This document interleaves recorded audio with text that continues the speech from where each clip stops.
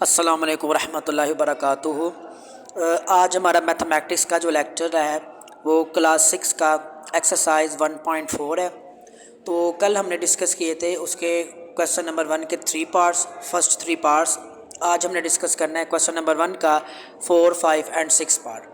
तो हमने इसमें करना है LCM by prime factorisation method से इसको सॉल्व करना है। बिल्कुल मुश्किल नहीं है, बिल्कुल बहुत आसान है। तो इसको हम करते हैं।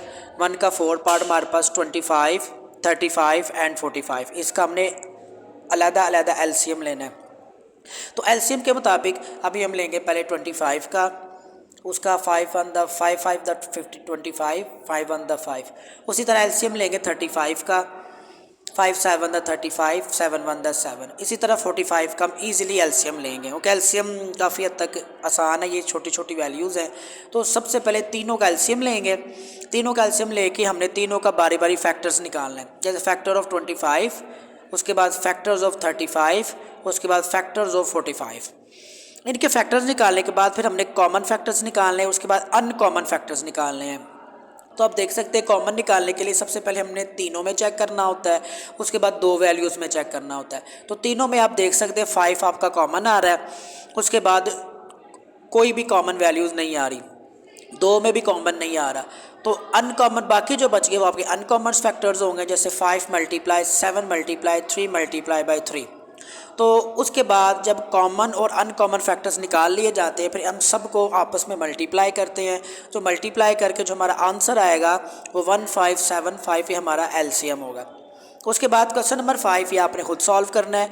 अब हमारी बारी है क्वेश्चन नंबर 6 पार्ट की। तो उसमें 150, 250 एंड 350। उसी तरह 150 का आपने सेपरेट एलसीएम लेना जो आपके सामने है, उसके बाद 250 का सेपरेट एलसीएम लेना है, और उसके बाद 350 का आपने सेपरेट एलसीएम लेना है।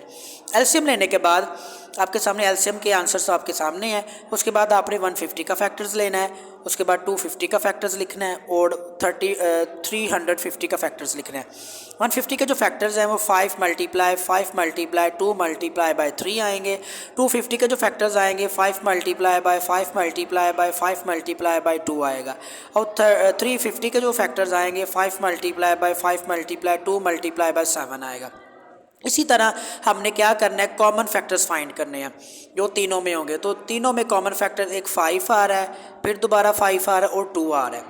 तो हमने कॉमन फैक्टर्स लिखे, उन कॉमन फैक्टर्स को जब हम आपस में मल्टीप्लाई करेंगे तो हमारे पास आंसर आएगा 50।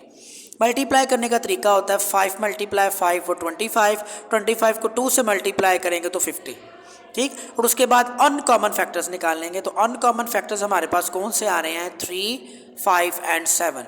उन तीनों को मल्टीप्लाई करेंगे तो आएगा हमारे पास 105। इसका मतलब क्या हुआ, कॉमन फैक्टर्स हमारे पास 50 है और अनकॉमन फैक्टर्स हमारे पास 105 है। उन दोनों को मल्टीप्लाई करेंगे तो हमारे पास 5250 आ जाएगा। ये हमारे पास एलसीएम है जो इसका आंसर है। इसी तरह दोनों क्वेश्चन हमने सॉल्व किए हैं, और जो क्वेश्चन नंबर 5 है वो आपने खुद सॉल्व करना है। Thank you.